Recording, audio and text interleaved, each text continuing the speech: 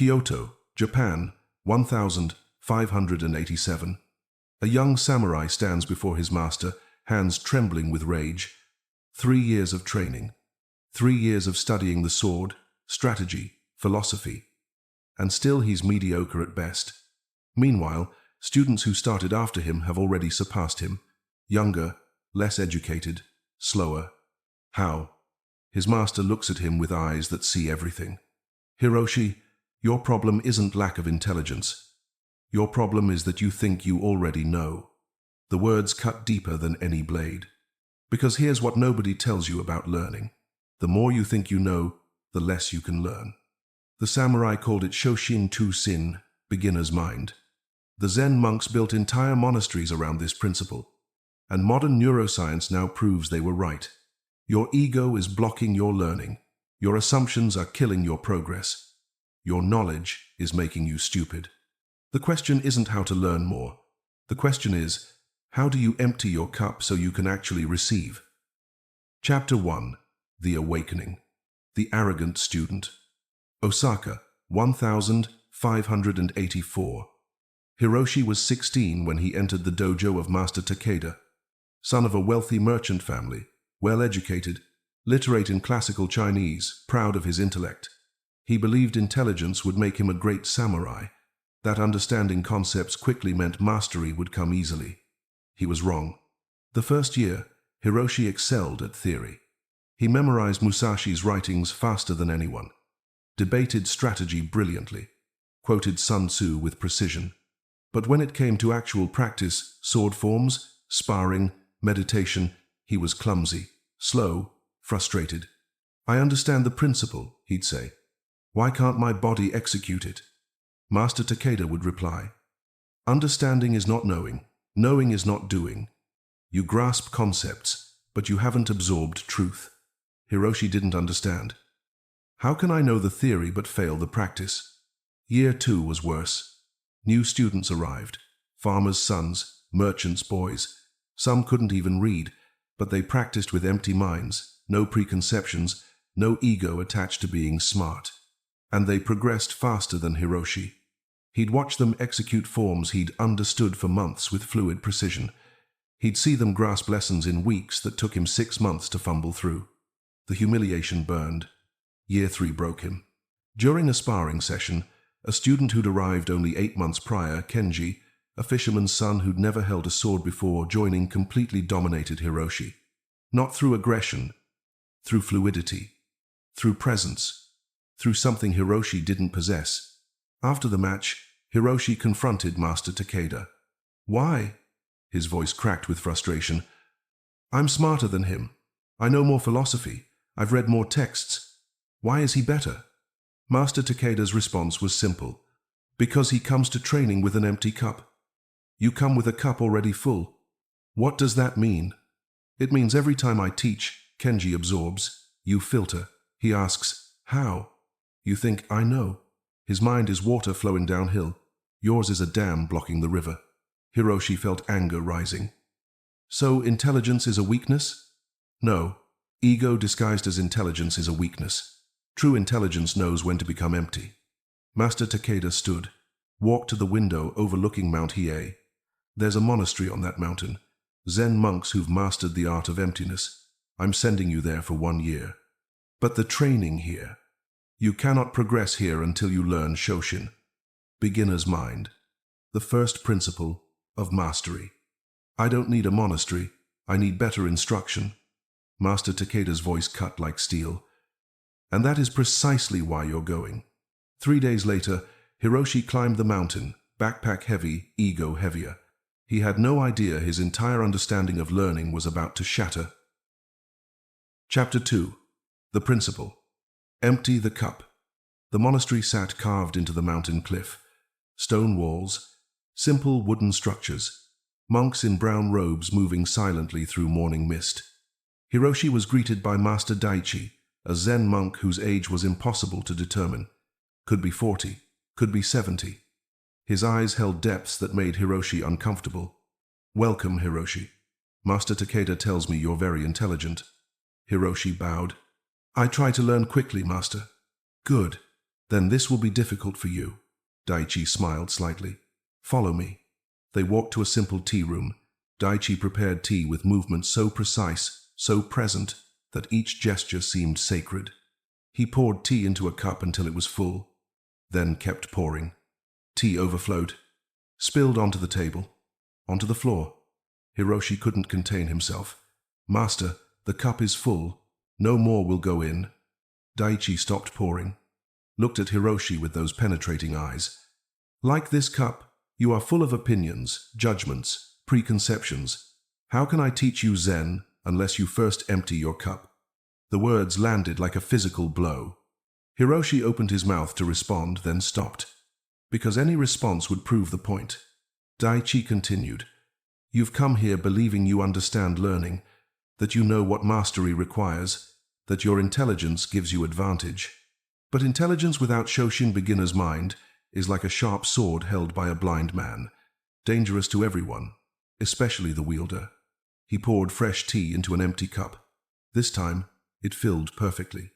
Shoshin means Tusin, beginner's heart, or original mind. It's the state of openness, eagerness, lack of preconceptions when approaching something, even at an advanced level. The beginner sees many possibilities. The expert sees few. The master returns to seeing infinite possibilities again. Hiroshi struggled with this. But doesn't expertise mean knowing more? Having more certainty? That, Daichi said, is the trap that has stopped your progress. He stood, gestured for Hiroshi to follow. They walked to a hall where monks practiced calligraphy. One elderly monk, clearly a master, was practicing basic strokes, over and over, with the attention of a complete beginner. Watch him, Daichi whispered. 70 years of practice. He could create masterpieces. But every morning, he returns to the basics with fresh eyes. Why? Because the moment he thinks I know this, he stops learning.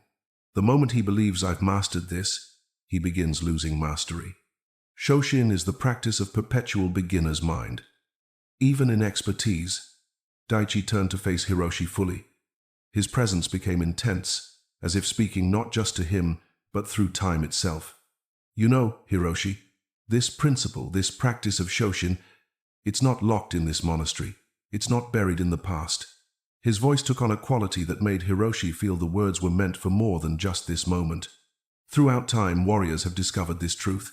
The ones who progressed fastest weren't the most talented. They were the most empty, the most willing to be beginners forever.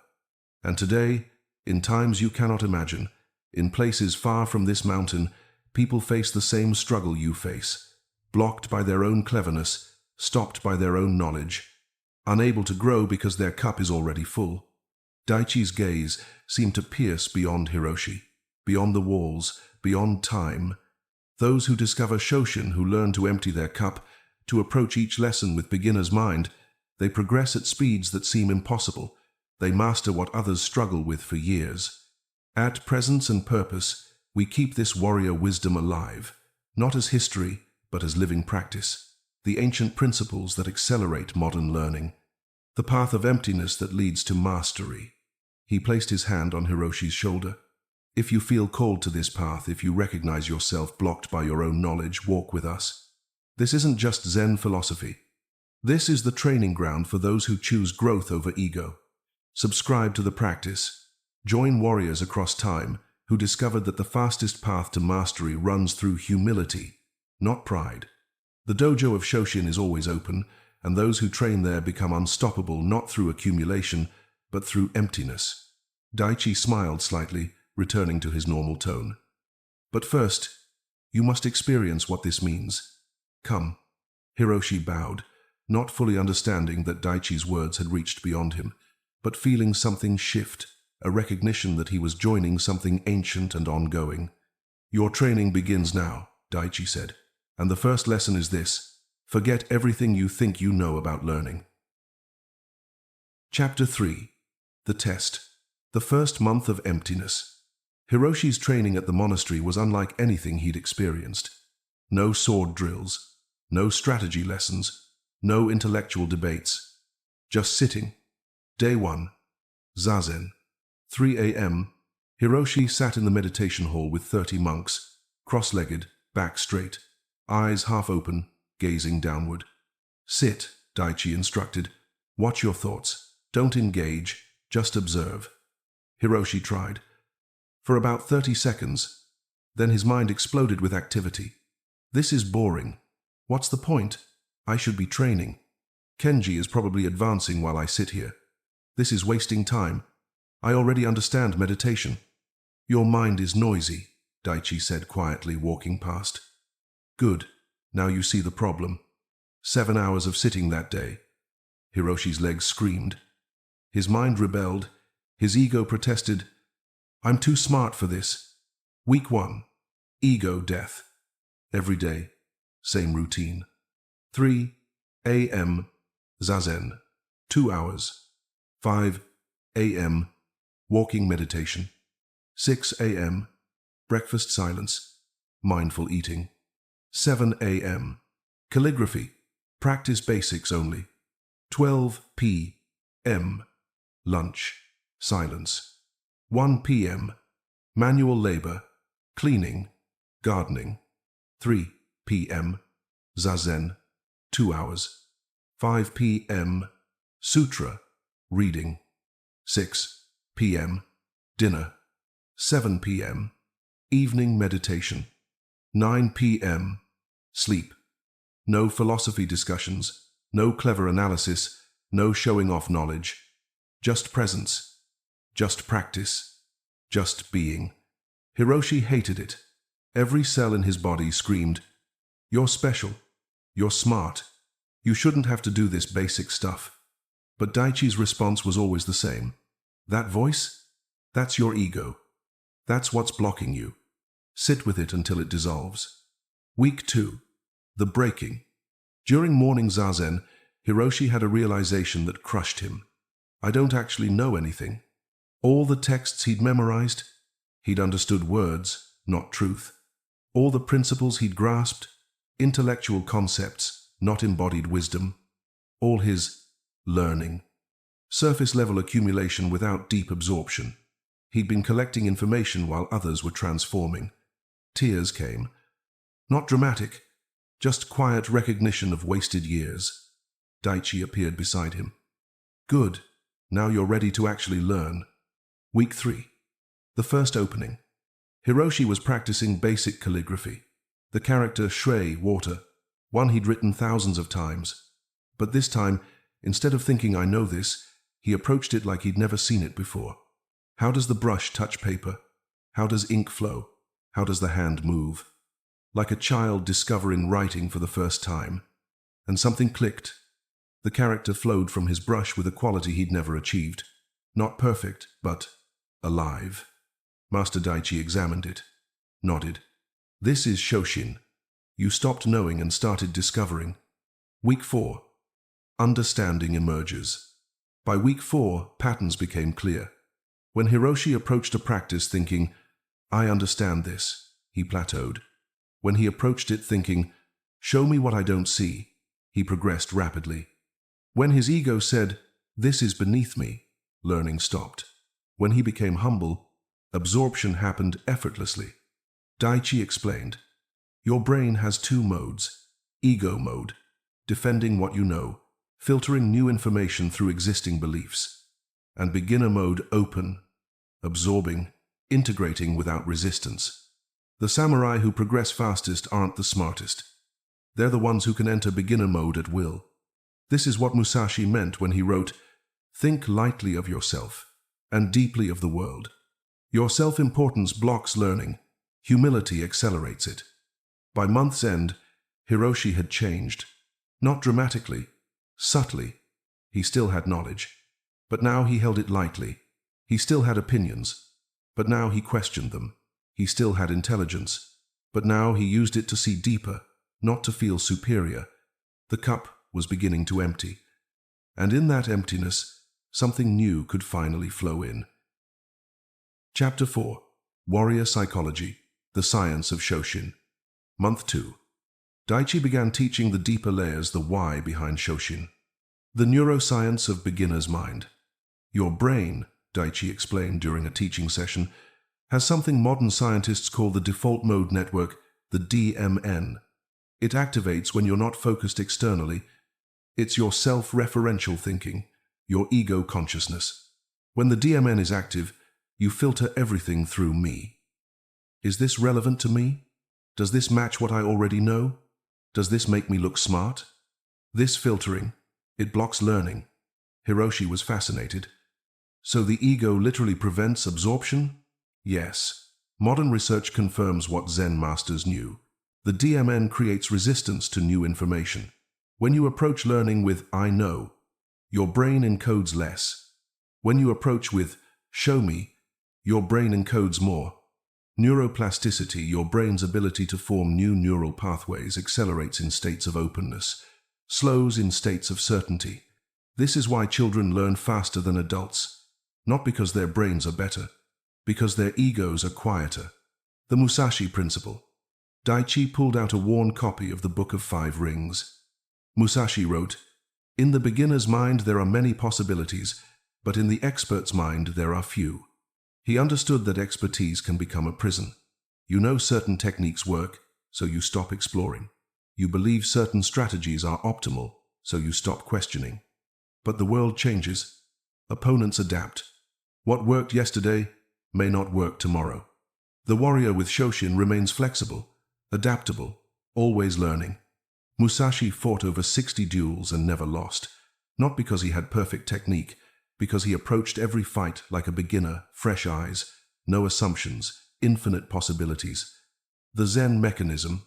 In Zen, Daichi continued, we use koan's paradoxical questions to break the logical mind's dominance. What is the sound of one hand clapping?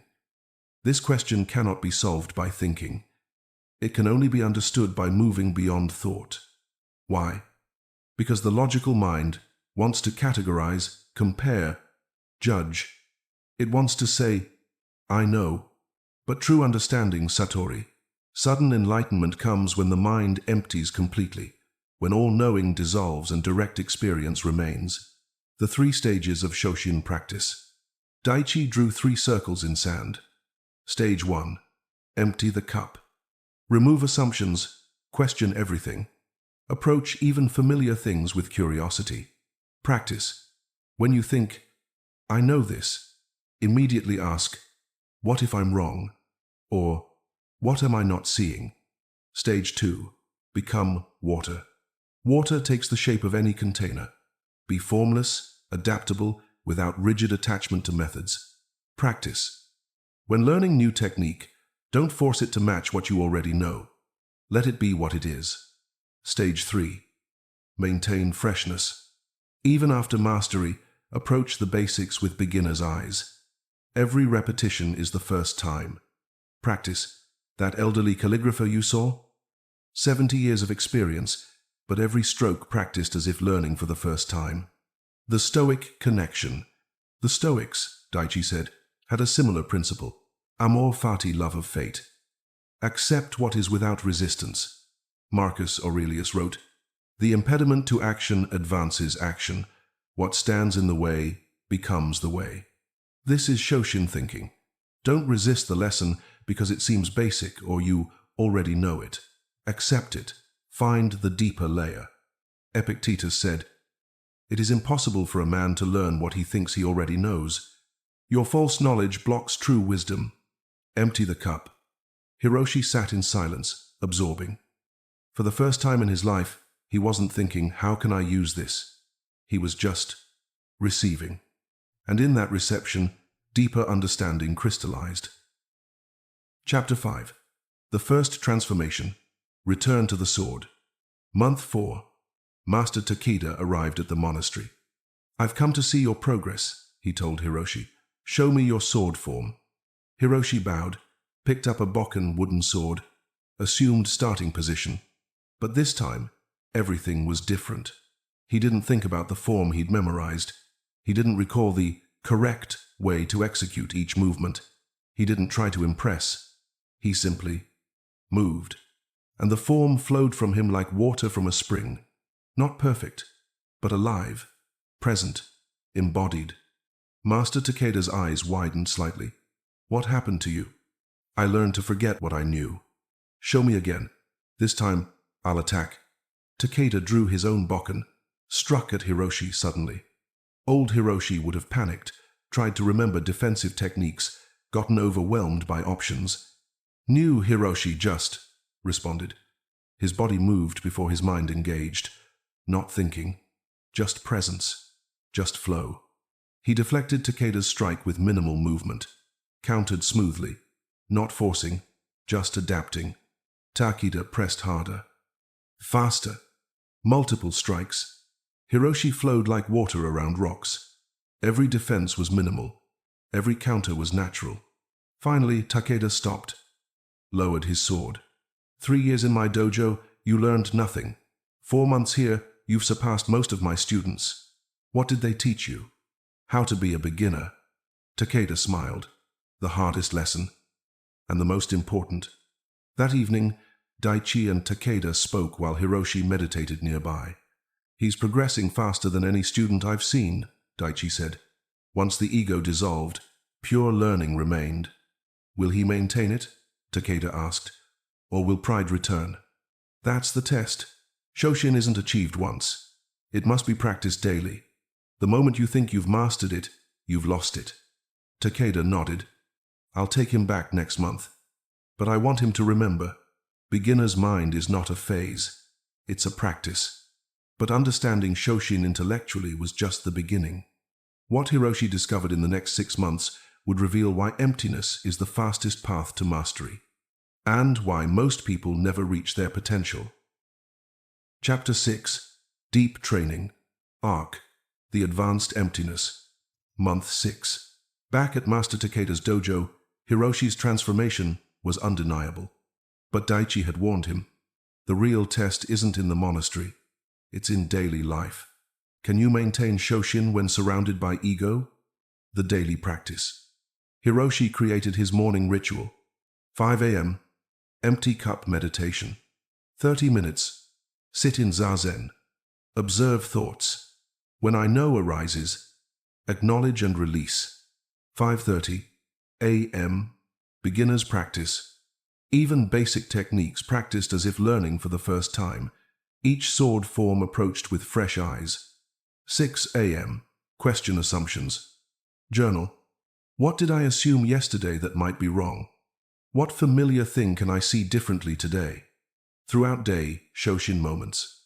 Whenever ego says, I know this, pause. Ask, what am I missing? What don't I see? The advanced tests. New students arrived.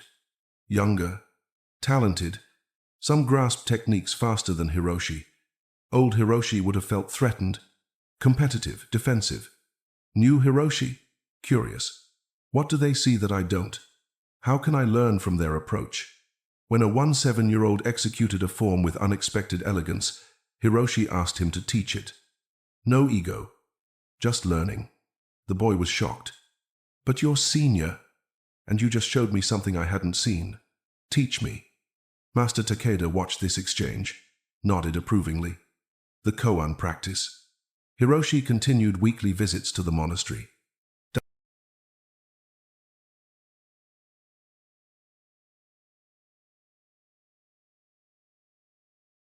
Face before your parents were born. If you meet the Buddha on the road, kill him. What is the sound of one hand? These questions destroyed logical thinking, forced Hiroshi beyond knowledge into direct experience. One day, while pondering a koan during meditation, his mind completely emptied. No thoughts, no self, no knowing, just presence. In that moment, everything became clear not through understanding, but through being. When he returned to awareness, tears streamed down his face. You touched it, Daichi said quietly. Satori, emptiness, the state where all learning happens instantly because there's no resistance. The integration. Hiroshi began noticing Shoshin everywhere. Calligraphy. When he stopped trying to create good characters and just let the brush move, mastery emerged. Strategy. When he stopped forcing his plans and adapted fluidly to situations, victories came naturally. Philosophy. When he read texts without needing to agree or disagree, deeper truths revealed themselves. The pattern was consistent. emptiness, absorption, mastery. During one meditation, a familiar feeling arose, that sense of expanded awareness, of wisdom speaking through time rather than from thought. Hiroshi felt the words form, not from him, but through him. This practice, this Shoshinyu who walk this path know it's not ancient history, it's living method. The principle that turns struggle into flow, effort into grace, years of plateaus into months of breakthrough. In your time, in your world, others discover this truth, that the cup must empty before it can fill, that ego blocks what humility accelerates, that beginner's mind masters faster than expert's certainty. At Presence and Purpose, we practice this daily, not as philosophy but as training, the emptiness exercises, the assumption-breaking techniques, the warrior discipline of perpetual beginner status. If you're ready, if you recognize yourself blocked by your own knowledge, plateaued by your own assumptions, subscribe to the training. Not as passive learning, but as active practice. The community of warriors who choose growth over ego, emptiness over fullness. Every week, new practices. Every week, deeper emptiness. Every week, faster mastery. Because when the cup empties, the universe rushes in to fill it. The insight passed. Hiroshi opened his eyes, feeling more committed not just to his own practice, but to joining something eternal, something that continues wherever warriors choose emptiness over ego. Around him, other students meditated, each fighting their own assumptions, each learning that the hardest enemy isn't outside, it's the voice that says, "I already know." Month 12. Complete integration. A year after leaving for the monastery, Hiroshi had become unrecognizable. Not in appearance, in essence. He moved through the dojo with quiet confidence. Learned from everyone, senior students, junior students, even complete beginners. When a new student asked a basic question, Hiroshi answered with full attention, because every question, approached with Shoshin, revealed new layers. When Master Takeda taught techniques Hiroshi had known for years, he watched like he'd never seen them before and always discovered something new. This was the power of perpetual beginner's mind. Chapter 7. The Final Confrontation. The Tournament. Spring 1588. Master Takeda announced a regional tournament. Dojos from across the province competing. Hiroshi would represent their school. The night before, doubt crept in. These are experienced warriors. Some have trained longer. Am I ready? Then he remembered Daichi's teaching. The question isn't, am I ready? The question is, am I present? He meditated, emptied his cup, released all expectations. The tournament day. First match, against a warrior 10 years his senior, known for devastating technique. Old Hiroshi would have studied his opponent, strategized, tried to predict. New Hiroshi just watched. Present. Open. Beginner's eyes. The match began. The opponent struck with practiced precision. But Hiroshi saw something nobody expected. A micro-hesitation before each attack. A tell so subtle only empty mind could notice it. He adapted, flowed, responded. Won in under 2 minutes. Second match. The mirror. Against Kenji, the fisherman's son who'd surpassed him years ago. They bowed, took positions, and Hiroshi saw it. Kenji had lost his Shoshin. Success had created subtle ego. Confidence had become rigidity. Hiroshi remained water. Kenji became ice. The match was close.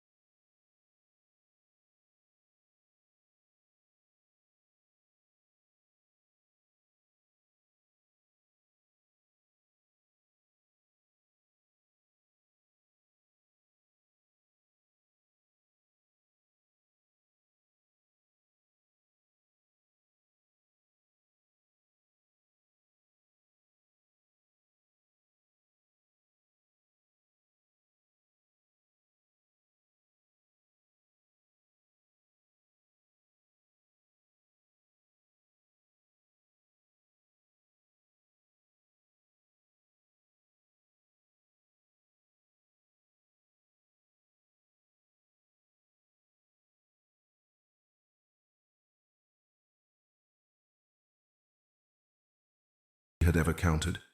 But Hiroshi didn't counter through knowledge. He responded through presence. Empty mind moving without thought. His bokken touched the master's throat, one breath before the master's would have touched his. Victory, but not the way anyone expected. After, the master bowed deeply. How did you counter that? Nobody has ever... I didn't counter it, master. I met it with emptiness. Your perfect technique met no resistance, so it had nowhere to land. The master smiled. You've learned what took me 30 years to understand. Mastery isn't perfection, it's emptiness. Final revealed the warrior truth. Why emptiness conquers all. That evening, Master Takeda addressed all students. You watched Hiroshi today. Many of you wonder, how did he defeat warriors with more experience, more technique, more knowledge? The answer is Shoshin, beginner's mind. Hiroshi learned what most warriors never learn. The more you think you know, the less you can adapt. The fuller your cup, the less room for new water. This is the great paradox of mastery. The beginner sees infinite possibilities but lacks skill to execute. The expert has skill but sees limited possibilities. The master returns to beginner's mind with skill and becomes unstoppable. Musashi understood this. He wrote, I have trained in the way of strategy since youth, and at the age of 13 I won my first duel. I won 60 duels in all. But it was only at 60 that I realized I knew nothing. That realization, I know nothing, is not defeat, it's liberation. Because when you know nothing, you can learn anything. When your cup empties, the universe rushes in to fill it. Master Takeda looked at each student. This is why Zen monks practice for decades, why samurai train until death, not to accumulate knowledge, but to maintain emptiness. The moment you believe you've mastered something, mastery ends. The moment you think, I know this, learning stops. True mastery is perpetual beginner's mind, forever curious, forever humble, forever